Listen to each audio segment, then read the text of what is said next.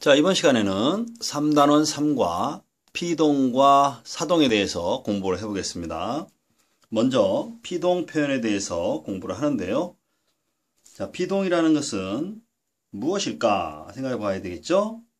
피동은 주체에 의해서 동작을 당하게 되는 것을 피동이라고 합니다. 자, 피동 뭐라고요?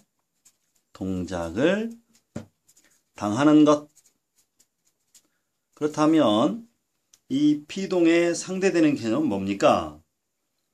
능동이라고 하죠. 자, 능동은 뭐냐? 주어가 동작을 제 힘으로 한다. 주어가 동작을 제 힘으로 하는 것. 이것이 바로 능동입니다. 그럼 문장을 통해서 확인해 보도록 하겠습니다. 먼저 능동문을 볼게요. 경찰이 도둑을 붙잡았다. 주어가 경찰이죠. 주어가 도둑을 누구의 힘으로 잡았나요? 경찰 스스로의 힘으로 잡게 되었죠. 그죠? 그래서 능동문입니다. 근데 피동문 한번 같이 보죠. 자, 이번에는 도둑이 경찰에게 붙잡혔다. 자, 주어가 바뀌었죠? 뭘로 바뀌었습니까? 도둑이라는 주어로 바뀌었고, 능동문의 주어는 피동문에서 부사어로 바뀌었습니다. 자, 요걸 잘 알아야 돼요. 능동문의 주어가 피동문에 와서 부사어로 바뀐다는 것. 누구에게 잡혔다. 도둑이 경찰에게 붙잡혔습니다. 그러면 주어인 도둑은 붙잡은 게 아니라 동작을 어떻게 됐어요? 붙잡는 행위를 경찰에게 당한 거죠. 그래서 피동은 당하는 것이다 라고 생각하면 아주 쉽습니다. 그럼 다음 문장을 한번 피동문으로 바꿔볼까요? 엄마가 아기를 안았다. 그랬죠? 그러면 엄마가가 주어니까 이 주어는 피동문에 무엇이 된다고요? 부사어. 엄마에게. 자, 높임표를 쓰면 어머니께가 되겠지만, 자, 능동과 피동을 자세히 알기 위해서 에게는 말을 썼어요. 자, 그러면 아기는 뭐가 됐나 보세요. 자, 여기 있는 목적어는 무엇이 됐나 보죠? 자, 어떻게 됐습니까? 주어 자리로 갔죠? 마찬가지로 아기를이라는 목적어가 어디로 가면 돼요? 주어 자리로 오면 되겠습니다. 그러면 아기는 또는 아기가. 그죠? 그럼 이 자리에는 피동을 만드는 안았다를 대신하는 문장이 단어가 들어야 되겠죠? 자, 안다의 피동사 뭐겠어요? 안기다겠죠? 안기다. 안았다 과거니까 안겼다. 아기가 엄마에게 안겼다 하면 능동문이 피동문으로 바뀌게 되는 겁니다. 그럼 피동 표현을 만드는 방법은 무엇이 있을까요? 자, 피동 표현을 만드는 방법은 피동사에 의한 방법이 가장 대표적인 방법이 되겠습니다. 예를 들어서 앞에서 봤다시피 자, 붙잡다 어떻게 바뀌었죠? 붙잡히다. 안다. 안기다.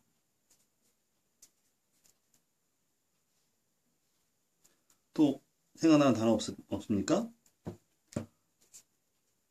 없다.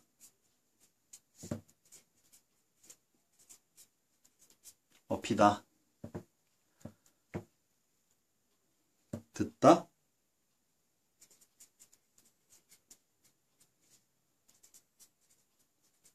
들리다.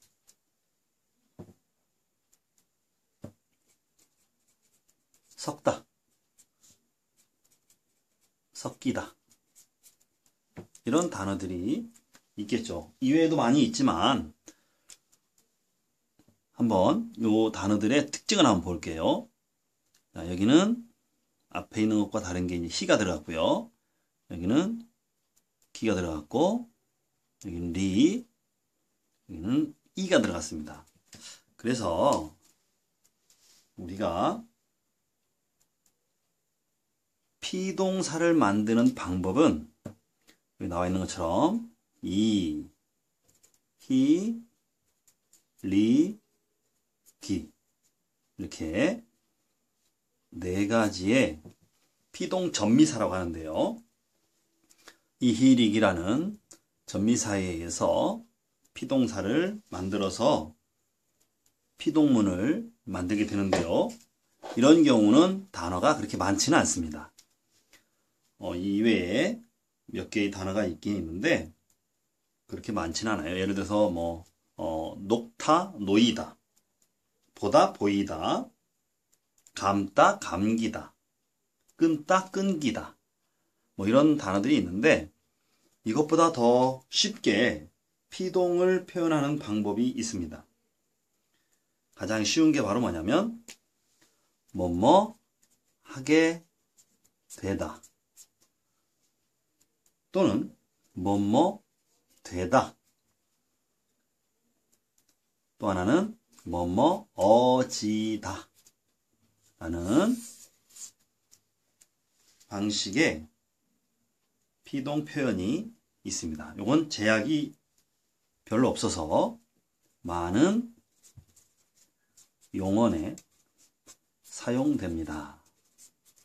이거는 제약이 있어서 일부 단어만 사용하게 된다고요.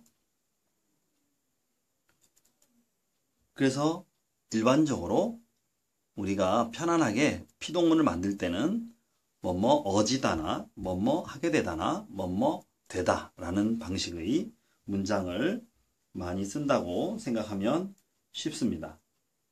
이런 것들 우리는 예를 들면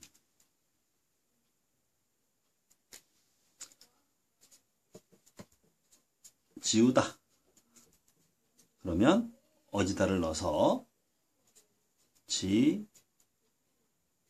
지워지다 하면 지우다라는 능동 단어가 능동 표현의 단어가 피동 표현의 단어로 지워지다가 되게 되는 겁니다. 다음으로는 이제 사동 표현을 보겠는데요. 주동과 사동으로 서로 대비되는 표현이라고 볼 수 있습니다. 주동은 주어가 동작을 직접 합니다. 동작을 직접 하는 것을 주동이라고 그러고요. 사동은 남에게 시킨다.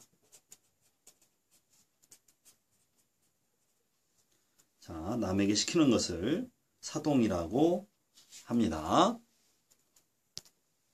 자, 예문을 통해서 공부를 해보도록 하겠습니다. 자, 얼음이 녹았다 라는 문장을 사동으로 만들면 얼음을 녹였다가 되겠죠? 녹였다. 그러면 어디서 온 말이냐? 녹이다에서 왔겠죠? 그 다음에 수지가 책을 읽는다. 그러면 선생님이란 주어를 새로 넣습니다. 하나를. 그래서 수지에게 책을 읽힌다. 읽히다에서 왔겠죠? 읽히다. 그래서 녹이다나 읽히다는 의미를 생각해 보면 어떻게 돼요? 녹게 하다. 또 읽게 하다. 이런 의미로 우리가 생각해 볼 수가 있습니다. 본인이 하는 것이 아니라 누군가가 하게끔 하는, 시키는 의미를 갖게 되겠죠. 그게 바로 사동의 표현이라고 보면 되겠습니다. 자, 사동 표현도 능동 표현, 피동 표현과 마찬가지로 사동사에 의한 방법과 보조 용언에 의한 방법이 있습니다. 그 중에 이제 사동사에 의한 것은 피동 표현과 비교해 보면 3개가 더 많습니다. 좀 전에 피동 표현의 종류에서 우리가 피동사에 의한 것, 이희리기 4개를 얘기했었죠. 근데 사동사에 의한 것은 이희리기에 우구추가 더 있습니다. 그래서 우리가 이희리기 우구추 이렇게 외우기도 하는데요. 단어를 알아두는 것이 더 중요하다고 보겠습니다. 이 같은 경우는 높다 같으면 높게 하다 어떻게 되겠죠? 높게 하다 높이다. 그 다음에 시 같은 경우는 앉다를 예를 보죠. 앉게 하다. 선생님이 학생들을 자리에 앉게 하다. 앉히다. 그렇죠? 그 다음에 또 리 같은 건 뭐가 있을까요? 리. 울다. 울게 하다. 어떻게 하면 울게 하다? 울리다. 그 다음에 기 같은 경우는 자 웃다 같은 경우 웃게 하다. 웃기다. 이런 것들이 있고요. 그 다음에 우는 깨다. 잠자는 친구들 깨게 하는 거 선생님이 잠을 깨우다. 그 다음에 구는 솟다. 솟다 같은 게 뭐가 있죠? 솟구다. 솟구다를 좀 강하게 하면 솟구치다인가요? 솟구치다는 좀 다른가요? 그 다음에 추는 뭐가 있을까요? 낮다 같은 경우 낮추다가 되겠습니다. 낮추다. 저기 나와 있는 이희리기 우구추 그죠? 이희리기 우구추 이희리기 우구추 한 더 다른 단어들이 있는지 여러분 스스로 한번 이를 찾아보는 것도 의미 있는 활동이 된다고 생각을 하는데요. 다음은 이제 보조 용언을 사용하는 방법이 있겠습니다. 보조 동사 뭐뭐 개하다가 되겠습니다. 개하다. 선생님 아까 높다, 높게 하다 뭐다, 높이다 이렇게 했잖아요. 높게 하다 그랬잖아요. 이 뭐뭐 개하다라는 이 방식 이게 사동문을 만드는 또 다른 방법이라고 생각을 하면 됩니다.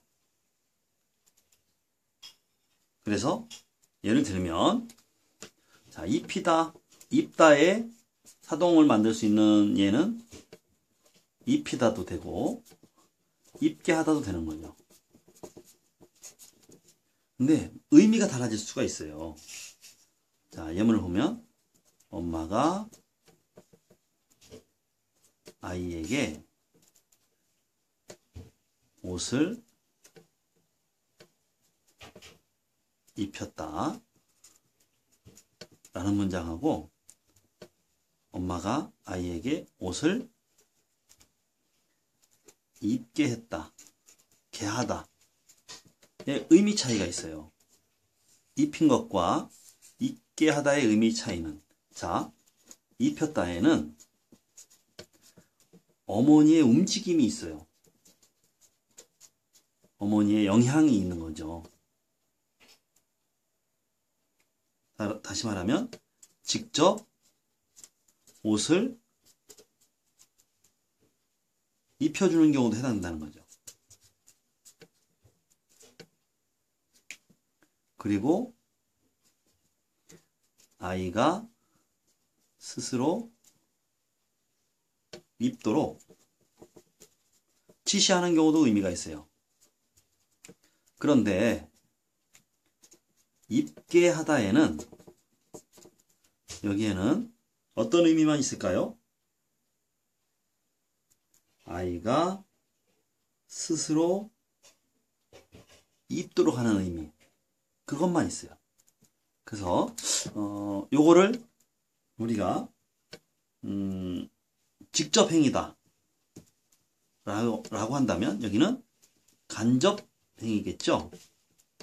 그래서 여기에는 간접 행위의 의미만